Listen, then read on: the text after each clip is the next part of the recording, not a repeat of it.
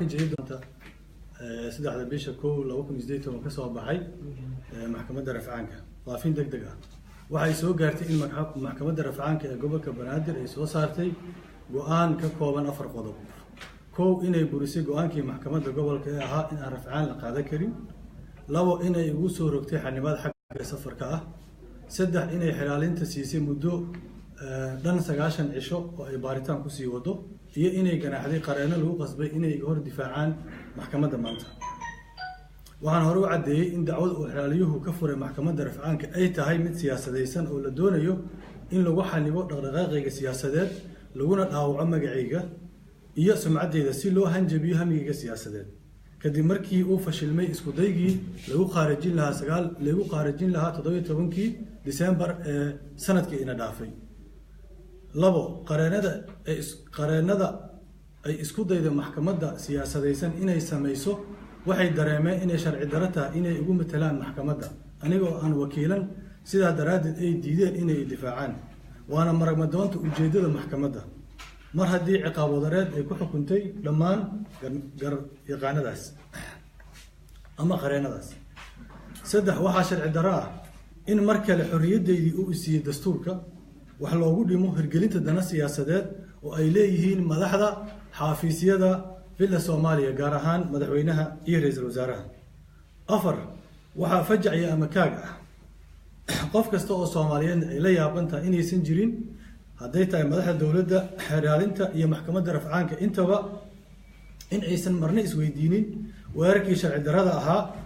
lagu soo qaaday xarunta xisbiga wadajir ee maanta shirki jiraad ku qabanayno kaasoo lagu laayay 6 qofood oo Soomaaliyeed oo 5 kamid ah yihiin ciidanka xoogga dalka Soomaaliyeed lagu qariyay meydkoodii dhaawac la igu geystay aniga laguna burburiyay hanti badan ugu dambeyntiina lagu afduubay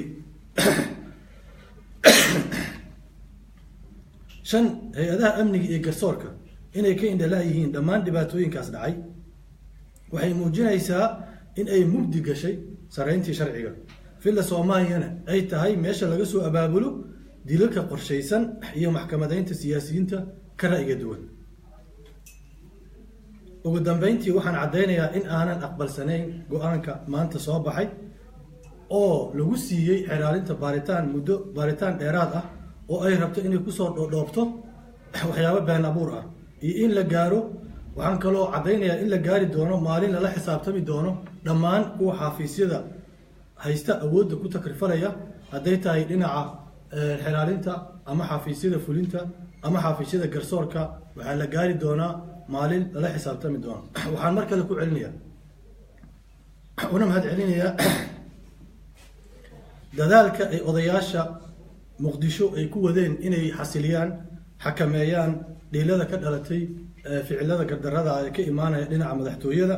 waxaan ugu baaqayaa dhammaan dadka Soomaaliyeed qaashan taageerayaasheeda inay isdajiyaan cid nooga arkaa karta ma jirto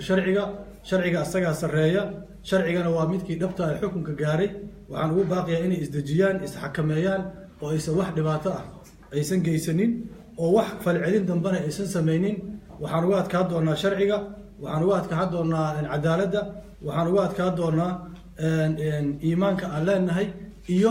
qiyamka la hogaaminayo annaga marna uma ogolin inay dhibaato dhacdo magaceennana ay ku dhacdo dhammaantiin waxaan leenahay isdajiya waxaan ugu baaqaynaa qof kasta oo Soomaaliya muwaadin kasta oo Soomaalida sharaf leh inuu ka qayb qaato caabinta dulmiga si nabadaysan oo saamaxayo dastuurka qaranka Soomaaliyeed waa mahadsantiin wassalaamu calaykum